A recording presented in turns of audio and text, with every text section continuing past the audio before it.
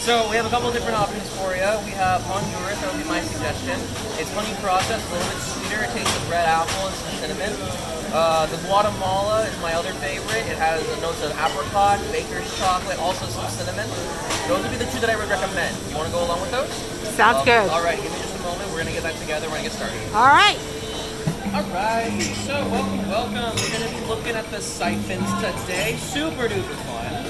Coming to us from the 1800s, back when alchemy was still very much in practice. Alchemy is, well, there's two goals of alchemy. To make either the elixir of life, or also people who are trying to make gold. Gold, yep. The gold one, really, actually, I both of them. But the purpose of the siphon was to make up that lack of caffeine in the lab, right? They wanted to see to it, those who were actually going to make it work with alchemy, they want to see to it they were in the lab as much as possible, right? They wanted to devote as much resources as possible to making gold. There we go. So this just happens to be one of the ways they accommodated being in the lab as much as possible. I'm also a nerd, so you guys get a little bit of science with me. If you look right here, you notice how the bubbles are coming up from the chain. That is because, much like rain actually, boiling water, it needs a couple things in order to happen. So with rain, you have a dust particle that gets wet enough to actually get heavy enough to fall out of the sky. With boiling water, there is oxygen trapped in the air that we are releasing by heating it up.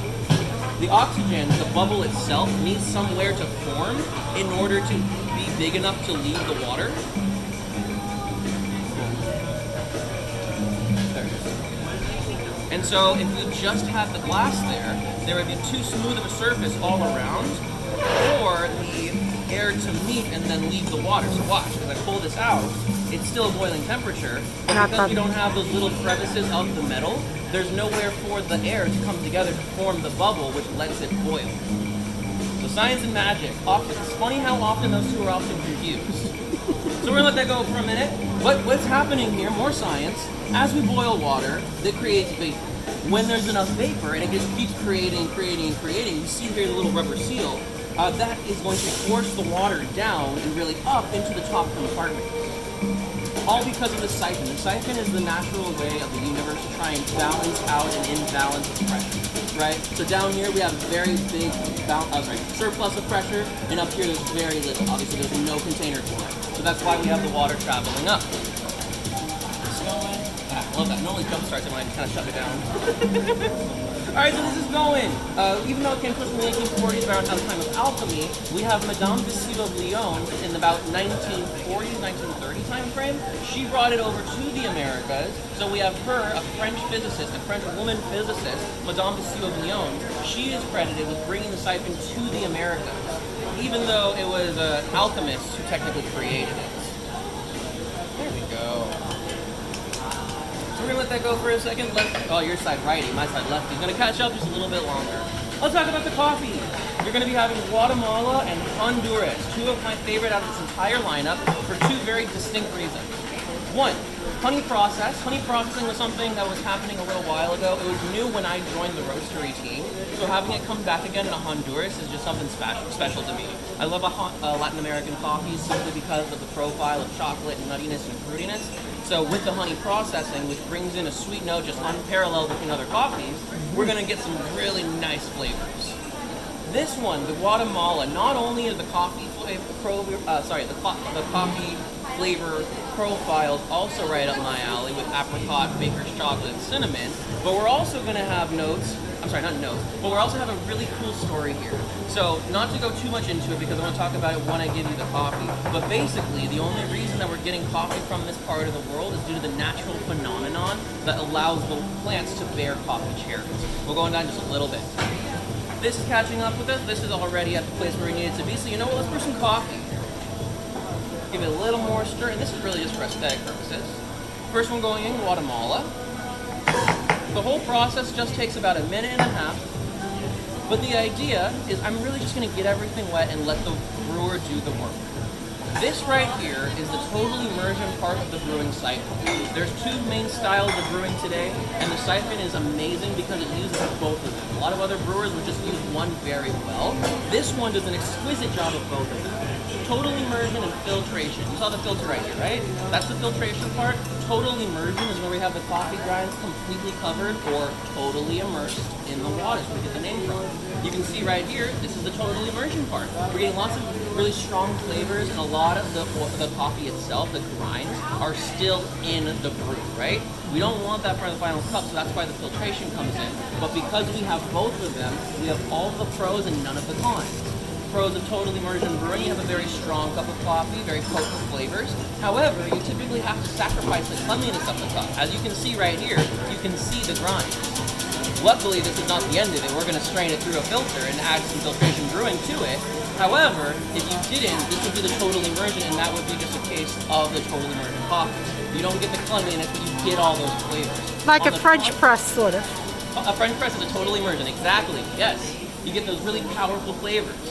And a dirty cup of coffee. Someone like myself, I do not appreciate the mouthfeel of the grits and the oils. However, I will not despair that it is definitely contributing to some of the flavors of the coffee. There we go. Someone like myself would go more for like a filtration cup of coffee, and that is because with filtration coffee brewing, you collect all the oils and the sediments, so while you do lose some of the potency of the coffee itself, oh my goodness, I was a little too late. Wait. There we go. While you do lose a little bit of the potency, you gain all those natural flavors of the coffee. So that's one of the biggest differences with total immersion versus filtration.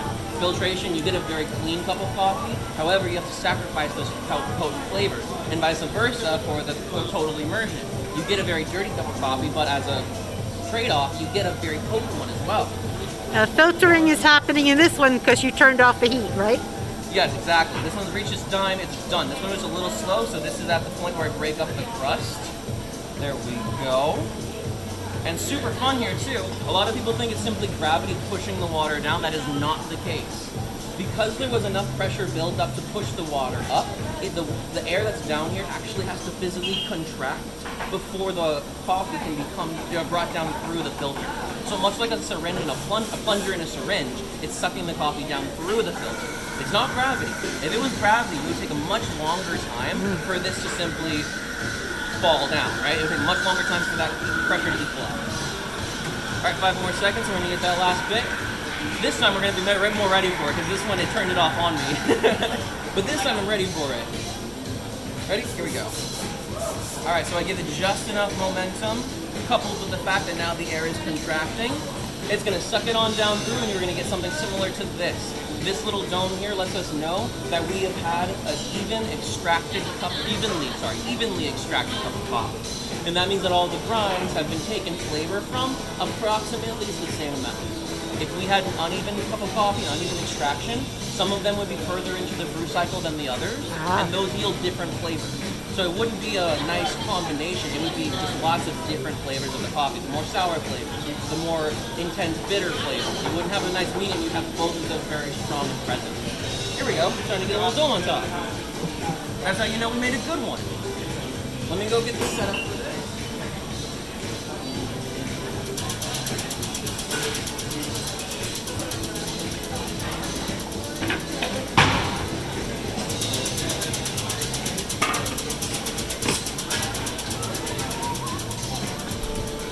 Let's talk about the coffees for a minute. The coffee themselves.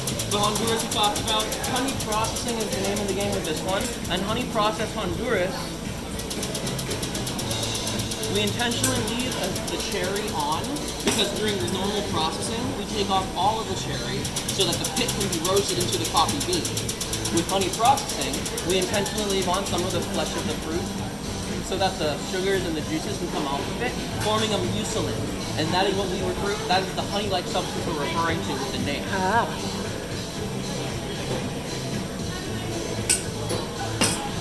When you leave it in the mucilin, and then we leave it to dry out in the sunshine and the air, that bakes some sweetness directly into the coffee. So the Honduras, when you really get it, it's a very sweet cup of coffee inherently without any sweetener. Cool. Then the Guatemala. Let's talk about the Guatemala, my favorite one. We talked about the flavor profile, but the story behind it. Lake Atitlan. That's where we're taking this coffee from, where we're doing business. I'm not taking it solely. But Lake Atitlan, the lake itself, not terribly moving, right? There's some people going into it, but there's not a lot happening in the water. So the water itself do not get up to the land to hydrate the plants that give us the coffee cherry. if it weren't for the natural juxtaposition of 3 volcanoes around the lake, the wind would just pass on over it, not churning up the water. But because of those 3 volcanoes, they create this own little microclimate and its own air current so that it churns up the water in a way that allows the hydration to reach the plants around it. So that is a natural phenomenon. It would not happen if there weren't those 3 volcanoes, and those would not, the plants that were here would not be able to bear the cherries if they didn't have the hydration given to them by that phenomenon. The locals have named that I see it's not artificial, right? Because it's naturally made. However, it's not what was originally there. I'm not sure what the term is for that one. But the locals have named that new wind current chocolmeal. Chocolmeal.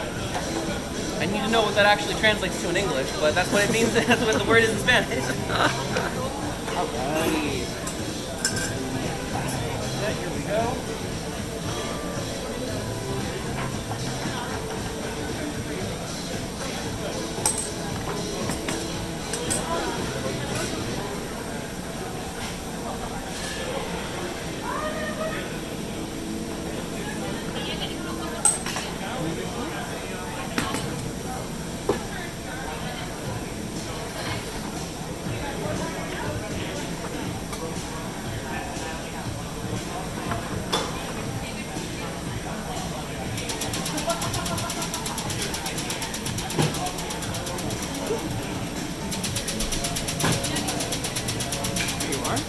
Thank you so much. You're so very welcome. I can grab more cups for you if you want to. The check's right there. All right, thank you. I'll be right back. One last thing, okay?